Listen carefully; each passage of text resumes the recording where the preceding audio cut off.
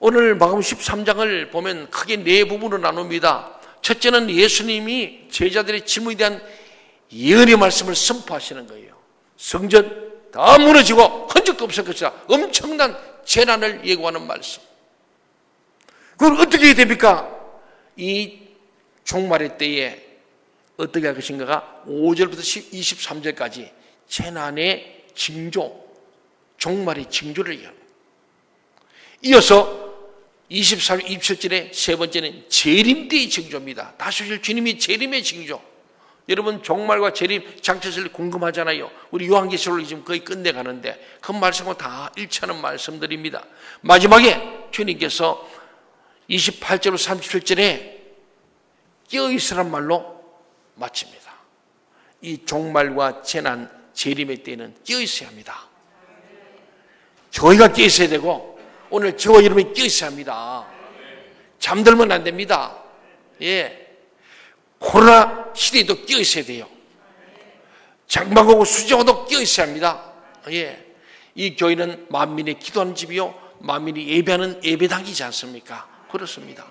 이 예배당이 예배를 안 드리면 그것은 오늘 주님처럼 예루살렘 성전이 하나님 앞에서 영과 진리로 예배하지 않고 타락하고 부패한 제사를 이 성전을 무너뜨리겠다는 것이 주님의 경고의 말씀이고 그 말씀대로 30년 후에 그대로 예루살렘 성전이 돌 하나씩 다 깨져버렸던 그 사건을 주님 말씀합니다. 사랑하는 여러분, 예수님께서 직접 종말의 때에 어떤 일이 일어날 것인지와 메시아가 오실 때 무슨 일이 일어날 것인지에서 말씀하시는 내용이 이 마가복음 13장의 말씀입니다. 특별히 13장 14절, 19절, 26절을 통해서 다니엘서에 기록된 종말에 관한 이야기를 이 다니엘서 말씀을 다니엘 때 했던 얘기를 그대로 갖고 와서 인용하시면서 종말과 재림의 이야기를 하시는 거예요. 바로 그 사실 때문에 마가복음 13장 굉장히 중요한 장이죠. 마가복음 13장 마태복음 13장은 10분의 비유가 나오는데 마가복음 13장은 종말과 재림의 징조를 말씀하는데 그래서 마가복음 13장을 우리 신학에서는 예수님의 종말론이다. 마가복음 13장은 예수님의 종말론 강해, 또 다른 말로 신약 성서의 계시록이다. 요한계시록이 있음에도 불구하고 마가복음 13장이 신약 성경의 계시록이다. 또 사복음서에 있는 복음적 계시론이 마가복음 13장이다. 그런 말씀합니다. 이 종말에 대한 이야기, 재림의 이야기를 어디서 선포했느냐? 감람산에서 선포한 거예요. 감람산은 그 예루살렘 성전이 있던 성전산보다 좀 더 높아가지고 그 성전산 내려다 보입니다. 그래서 성전산, 옛날 모리아산이죠. 성전이 있는 그 산, 그 밑으로 기드론골대가 푹 파졌습니다. 그 길을 지나가고 올라오면은 감람산이 있고 그 감람산에 벳박에 고개가 있는 거예요. 다윗도 그를 피난 갈 때 그 고개를 넘어갔고 예수님도 그를 넘어갑니다. 그 감람산 내다보면은 성전산의 성전이 다 보입니다. 지붕도 보입니다. 뭐 성지순례 가보신 분은 알 겁니다. 놀라운 사실은 예수님께서 성전을 바라보시며 이 감람산 강화, 소위 감람산에서 정말 귀한 종말론과 재림론을 이야기했던 이 설교의 현장이 감람산이라는 거예요. 이것을 감람산 강화라 그럽니다. 구약 성경 스가랴 14장 1절부터 4절까지 보면요, 선지자 스가랴가 예언하기를 메시아가 하늘에서 이 땅에 임할 때 그 임하는 장소가 감람산이라고 얘기하는 거예요. 예수님 다시 어디로 올까? 사람들이 임할지 모르겠어요. 그거 다 이다입니다. 한번 볼까요? 뭐 시간이 없으니까 스가랴 14장 4절만 봅시다. 4절, 예, 시작.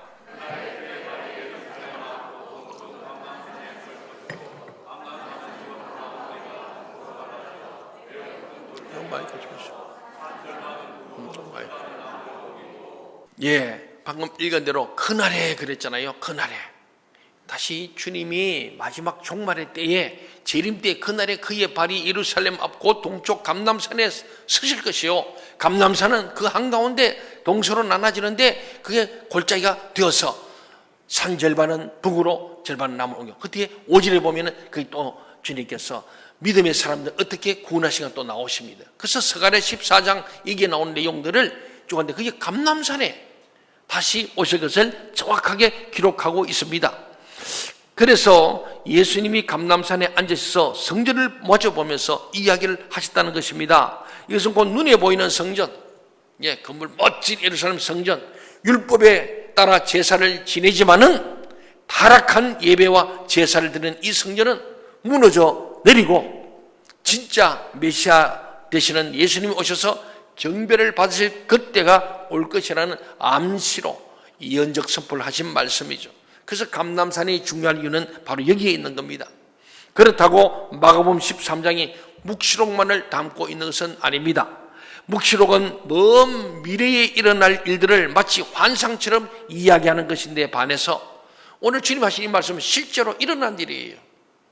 그리고 예수님께 직접 설교하고 가르치신 것이기 때문에 묵시록과는 또 다른 성경인 강화, 주님이 500년 때문에 벼시다 돌리겠어 산상수훈과 같은 그런 의미예요. 산 위에서 주님이 강독하시고 주님이 설교하셨다. 이 감람산에서 제자를 상대로 중요한 마지막 때의 이야기를 설명하신 내용입니다. 어쨌든 13장은 종말에 대한 전체로서의 하나의 큰 그림이 마가복음 13장에 있습니다. 우리 마가복음 10은 주의해야 됩니다. 다음 주에도 꼭 오십시오. 계속해서 연속 시리즈로 다음은 종말, 그 다음엔 재림에 대한 얘기로 이어지면서 마지막 때 우리 어떻게 살아야 것인가 매우 중요한 4주간의 말씀이 이 마가복음 13장에 이어집니다. 1절부터 4절까지는 매우 중요한 내용을 담고 있습니다. 먼저 1절 상반절을 딱 보면요, 예수께서 성전에서 어떻게 해요?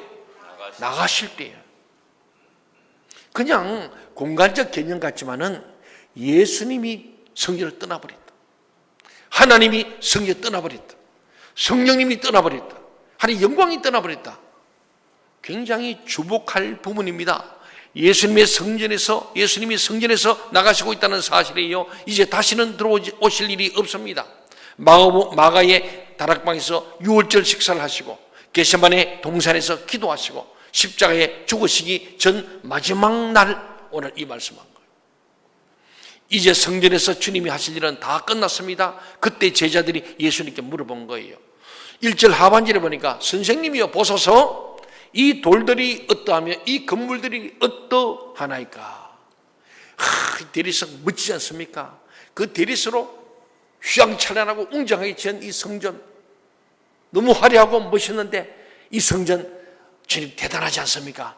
멋지지 않습니까? 아름답지 않습니까? 이 성전은 이렇게 튼튼하게 지었으니 영원하지 않겠습니까? 이젠 다시 이 성전 또 지을 필요가 없지 않겠습니까? 이런 질문이었죠. 왜냐하면 그들이 가리키는 이 성전은 헤롯이 40년에 걸쳐 거대하게 지은 성전이었어요. 헤롯 대왕이 이스라엘 백성들의 환심을 사기 위해서 46년째 걸쳐서 2차 성전이 너무나 초라한데 그것을 개축하면서 멋지게 수리하고 개축한 성전입니다. 이 성전은 사실은 제2성전을 개축한 거예요. 그래서 이 성전을 제3성전도 제2성전인 헤롯 성전이라고 합니다. 그러나 주로 우리가 교회사 속에 보면은 제1성전은 다윗 솔로몬 때 지금 한 3000년에 지었던 솔로몬 성전을 제1성전, 이것이 예루살렘 성전이에요. 얼마나 그때는 이스라엘 최고로 전성기였어요. 그리고 다윗 왕이 저 레바논의 백창목과 그리고 금은을 잘 준비했어요. 그리고 솔로몬 때 막 주변 이웃 나라 왕들이 막 귀중품 막 갖고 옵니다. 가장 부강할 때입니다. 그때 이 성전을 지으면서 막 최고로 아름답게 값비싸게 멋지게 지었습니다. 이게 제일 성전이에요. 그러다가 586년 AD BC죠. 주님 오시 전 586년에 722년에는 북이스라엘이 멸망했고 그로부터 한 150년 뒤에 남유다가 완전히 바빌론에 멸망합니다. 그리고 나라가 완전히 예루살렘 성전이 예루살렘 도시도 다 황폐화되고 성전도 무너져버린 사건이 580년이 일어나서 거기다 왕과 모든 귀족들과 나라를 다시 일으킬 만한 그러한 싹수 있는 사람은 다 끌고 포로 가버렸어. 거기에 다니엘도 에스겔도 다 끌려갔던 거죠. 이 사람 70년 동안엔 예루살렘에 성전이 없었습니다. 왕도 없고 성전도 없고 아무것도 없는 거예요. 다 유리방하고 화적대 산적대만 남아있는 그 상태가 70년인데 하나님의 기적을 통해서 70년 만에 먼저 느헤미야를 총독으로 보내서 예루살렘 성벽을 재건하게 하시고, 그런데 성벽이 재건된 뒤에 스룹바벨을 보내가지고 2차 포로기한 하면서 사람들 포로민들과 함께 와서 그들이 무너진 성전을 세웁니다. 아무것도 없죠. 그때는 레바논의 백향목도 그분도 없습니다. 그래서 산에서 학계에 나오잖아요. 우리 성전에도 학계설을 하는데 산에 가서 우리가 나무를 해다가 하나님의 집을 짓자. 그래 산에서 나무 베가 오죠. 잠목들이죠. 백향목같이 아름다운 그런 아주 좋은 나무야. 그냥 잠목들 갖다가 초라하게 성전을 지은 게 스룹바벨 성전, 제2차 성전이었어요. 금은도 없습니다. 왜? 포로로 갔다 온 사람들이 뭐가 가진 게 없잖아요. 그러니까 그저 산에 가서 나무 베고 덜했으면 죽고 이래가 돌 샀고 적당히 해서 초라하게 해서 그들이 성전을 다 짓고 나를 다 울었다는. 왜? 솔로몬 성전 때 그 영광을 봤던 사람들이 이것은 너무너무 초라해서 하나님 앞에 부끄러웠던 거예요. 그 스룹바벨 성전을 이제 헤롯이 다시 솔로몬 성전 이상 가는 것을 멋지게 전 세계 가장 아름다운 성전을 짓겠다고 46년째 짓고 있을 때 주님이 그 성전을 방문한 내용입니다. 그러니까 제자들 볼 때, 자기도 못 봤던 예루살렘 성전을 다시 복원하는 것처럼 스룹바벨 성전 너무나 초라했는데 멋있는 거예요. 예수님, 이 돌들 보시면 이따마시한 이 대리석들, 그 역사관 요세푸스는 말하기를 그 대리석이 크기를 보는데 길이가 13m, 길이가, 넓이가 3.6m, 높이가 6m. 제가 이 위험하다고 먹었습니다. 길이가 13m, 얼마나 깁니까? 대리석 하나가, 돌 하나가. 그 높이가 6m에다가 넓이가 3.6m. 뭐 사람이 지금처럼 포크레인 있는 것도 아니고 수백 명이 모여가지고 그 막 고대 방법으로 그걸 올려가지고 그냥 하나가 또 그 위에 쌓아서 성벽을 쌓고 성전을 쌓아서 얼마나. 그러니까 막, 불가사의 같은 거예요. 예수님, 이 보세요. 이 돌들을 보세요. 이 큰 돌을 어떻게 옮겨가 이렇게 돌을 이렇게 쌓았을까요? 이 건물 한번 보세요. 얼마나 웅장합니까? 영원히 무너지지 않을 성전 아닙니까? 그래서 이스라엘 민족은 성전 우상이었어요. 오늘 주님 보시면 하나님도 없고 말씀이 떠나버린, 성령도 떠나버린 부패하고 타락한 제사를 드리면서 하나님 부르는 거 가정스러운 거예요. 무너버립니다. 오늘의 한국 교회도, 저희 교회도 마찬가지예요. 하나님이 나가셔버리고 떠나버리면은 교회는 교회가 아닙니다. 예배당도 아니에요. 예배는 예배드리는 곳이 예배당하면 예배하는 집. 내 집은 만민의 기도하는 집, 예배하는 집이라 그랬는데 강도의 굴레로 만든다면은 주님이 성전을 떠나시는 거예요. 그것을 구약 성경에서는 엘리시장 때 이가봇이라 그랬습니다. 여러분 잘 알대로 엘리시장 때에 세상도 타락해버리고 그의 아들 홈리피에서 타락해버리고 그래서 전쟁이 막 계속 하나님께서 재앙을 내리셔서 전쟁을 치르게 되고 침략받습니다. 그때 전쟁 나가면은 법궤를 갖고는 이길 줄 알고 법궤를 맨 앞에 서서 법궤도 빼앗겨버립니다. 그래서 그날 홈리와 비나서 엘리의 두 아들들이 다 죽어버렸어요. 그것을 두고 엘리 제사장은 늙었는데 그것을 충격와서 의자에다 넘어서 목뼈가 부러져 죽어버렸어요. 그리고 한 며느리가 그 시간에 또 애를 놓습니다. 그 아이를 이름을 짓기를 이가봇, 하나님의 영광이 나에게서 우리 가정에서 이 나라에서 떠나버렸다. 불행의 시작.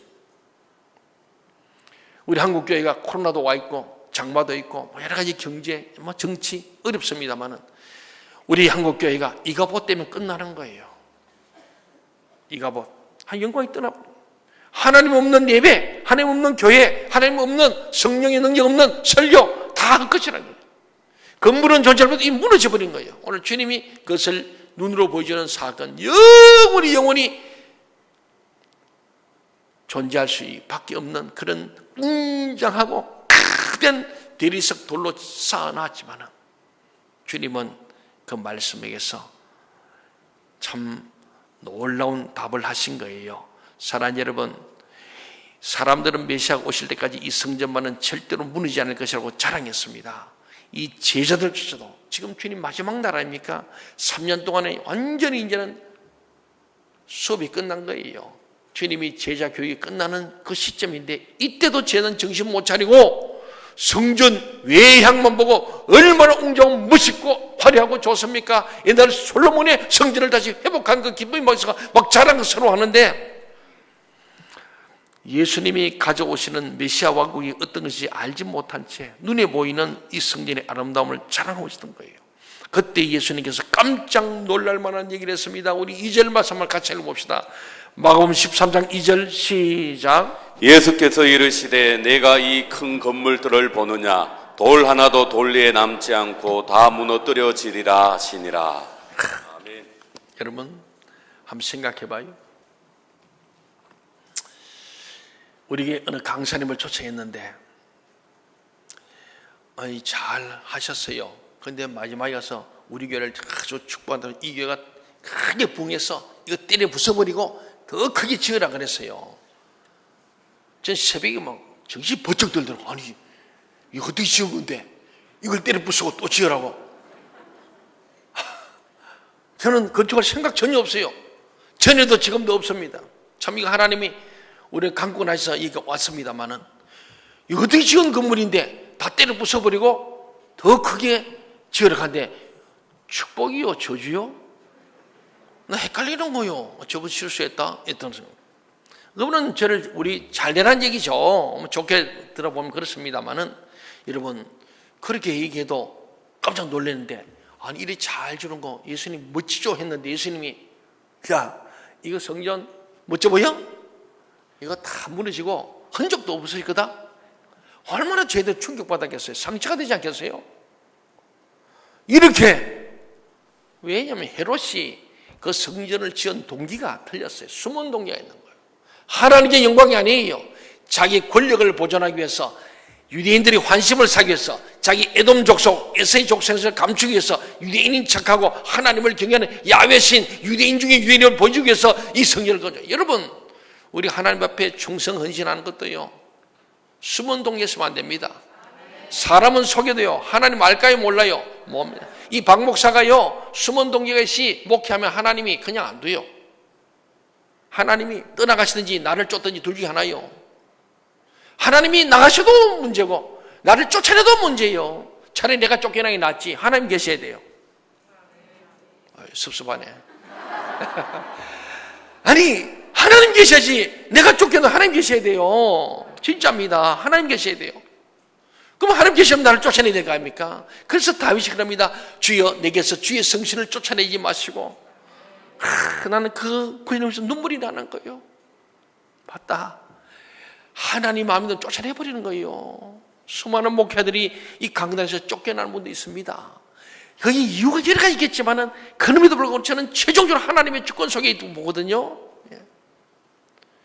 이가보 때문은 안 됩니다. 여러분 마음속에도, 여러분 가정에도, 여러분 셀에도, 우리 교회에도, 이 민족에도 예수님이 성전을 나가시더라. 끝나는 거예요. 이것이 우리는 기도할 때마다 우리 첫 번째 기도가 하나님의 임재, 하나님 계셔야 되는 거예요. 하나님 임재와 말씀과 성령 충만한 영적인 예배가 되게 하여 주옵소서. 그거 우리가 붙드는 거예요. 오늘 주님이 그것도 없는 그 예루살렘 성전 아무리 웅장해도 끝났다는 거예요. 심판을 예고하는 거예요. 사랑하는 여러분, 참 우리가 오늘 이 말씀 들으면서 실제로요 이 성전의 웅장함, 외양에 매료되었던 감탄했던 제자들에게 예수님은 이스라엘 내면의 이 부패와 타락함을 보시고 성전을 파괴하겠다고 예언하셨고요. 이는 그냥 음포가 아니고 실제로 예수님 부활 성전 후에 30년이 지난 후에 로마 황제 AD 70년이죠. 지금부터 2000년 전입니다. AD 70년 정확한 역사적 현실이죠. 팩트입니다. 베스파니우스 이 황제의 아들인 디도 장군이 이끄는 로마 군대에서 이 로마 성벽이 다 무너지고 로마 도시가 다 파괴되고 마지막 성전까지 완전히 파괴되고 무너져 버렸습니다. 예수님 말씀대로 됐어요. 예수님이 예언하신 대로 예루살렘 성전은 돌 하나도 남지 않고 다 무너집니다. 성전 가득한 그들의 죄로 인해서 하나님 영광이 가득한 게 아니고 죄가 가득했기 때문에 성전은 무너질 수밖에 없었습니다. 오직 서쪽 벽 일부만 남았습니다. 그 벽을 오늘날 소위 통곡의 벽이라고 합니다. 예수님의 예언을 생각하면서 우리 성전이 무너지는 우리 죄악 때문이라 전 세계로 디아스포라 흩어져서 2000년 나라를 잃어버린 것이 우리의 죄악 때문이라고 울면서 통곡하는 것이 통곡의 벽이 되었어. 예루살렘 성지순례하면 꼭 가는 곳이죠. 이제는 유대인들이 와서 성전이 무너진 것을 예통하면서 기도하는 곳이 되었습니다. 우리에게도 아끼는 것이 무너지고 파괴된 일이 일어납니다. 말씀의 경고를 들었음에도 망하게 되는 것은 인생의 결론입니다. 그리고 우리 주님은 계속 말씀을 들으라. 귀 있는 자는 들을지어다. 성령이 주는 말씀을 들을지어다. 계속합니다. 청종해라. 듣고 그대로 순종해라. 계속 들으라. 쇠말을 얘기하시는 거예요. 예. 근데 말씀을 들었음에도 불구하고 망하게 되는 것은 결국 불순종의 결과고 마땅한 바로 주님의 프로세스라는 거예요. 그러나 회파되고 무너져도 날마다 내 죄와 수치를 들여다볼 때 하나님이 나를 다시 심고 세우시는 은혜를 경험하게 될 줄 믿습니다. 아멘. 지금 우리 한국교회가 우리 교회가 여러 가지로 어려움이 있지만은 하나님이 찾으시는 교회 되어야 합니다. 아멘. 사랑하는 여러분, 그렇습니다. 그래서 오늘 주님께서는요, 돌 하나도 돌 위에 남지 않고 다 무너뜨린다는 말씀은 무엇을 의미한가? 단순히 성전이 다 무너질 것이라는 이야기가 아니었습니다. 사람의 손으로 지은 성전은 참 성전이 아니라는 말씀과 연관이 됩니다. 사람을 헤롯이 짓는데 헤롯이 하나님을 짓는 게 아니고 자기 정권주의로서 지었기 때문에 그건 아니라. 영과 진리로 하나님께 예배할 때가 오는데 그때를 예수님께서 만드신다는 이야기로 해석하게 할 것입니다. 또 예수님이 선포하신 이때부터 종말적인 재난이 시작된다는 이야기도 됩니다. 2000년부터 이미 예루살렘 멸망과 더불어 재난과 종말은 카운트다운에 들어간 겁니다. 그래서 예수님께서 이때부터 시작해서 마가복음 13장 전체를 통해서 종말의 이야기를 계속하십니다. 어찌 보면 예루살렘 성전이 무너진 주 70년부터 종말이 시작되었고 유대인들에 대한 환난과 재난이 시작되지 않았나 생각해 볼 수 있는 거예요. 지난 2000년간 이스라엘은 예수님을 십자가 못 박고 난 뒤에 엄청난 재난, 1948년도에 다시 나라를 재건하기 전까지는 그 2000년 나라 없는 민족, 가는 곳 유대인들은 현시, 멸시, 그래서 묵고 살려고 똘똘 뭉치니까 더 소외, 마지막 히틀러도 600만 명이 가스실에 죽어가는 바드야셈의 그 기억의 박물관, 그것이 자기들의 영원한 하나님의 흔적이죠. 거기 와서 그들은 그것을 기억하고 회개하는 장소입니다. 사랑하는 여러분, 제자들은요 예수님 말씀 듣고 성전에서 나와서 기도원 골짜기를 지나가면서 많은 생각을 한 거예요. 그리고 감람산에 올라갔습니다. 그때 또 질문합니다. 4절을 같이 읽어보겠습니다. 4절 말씀 시작. 우리에게 이르소서 어느 때 이런 일이 있겠사오며 이 모든 일이 이루어지려 할 때 무슨 징조가 있사오리까? 돌이 다 무너져 성전이 무너지니까 이 기절초풍할 일이에요. 야, 성전이 다 무너진다. 그러면은 진짜로 심판이 있겠구나. 종말이구나. 그때 언제입니까? 주님 말씀 안 하니까 힌트 좀 주세요. 힌트. 징조 사인이 뭡니까? 좀 뭔가 좀 알시다. 예수님은 5절부터 20절까지 다음 주 계속되어 있습니다만은 그에 대한 답을 주십니다. 5절부터 23절까지 말세에 이루어질 성전 파괴와 말세의 징조, 혹은 유대인들의 환난 재난의 징조, 교회와 믿는 자들의 고난의 역사에 대해 말씀하고요. 24절부터 27절까지는 메시아가 재림하실 때 일어날 징조에 대한 말씀, 종말의 징조와 재림의 징조를 얘기하십니다. 그리고 28절 마지막 37절까지는 그 때, 그 타이밍, 카이로스에 대한 이야기를 합니다. 때는 아무도 모른다. 그러므로 끼어 있어야 한다. 그 때는 아무도 모르기 때문에, 언제 오실지 모르기 때문에 끼어 있어야 한다. 오늘 올지 1년 올지 10년 올지 모른다. 여러분 절대로 방심하지 말고 끼어 있기를 바랍니다. 아멘. 제 말이 아니고 예수님이 하신 말씀이에요.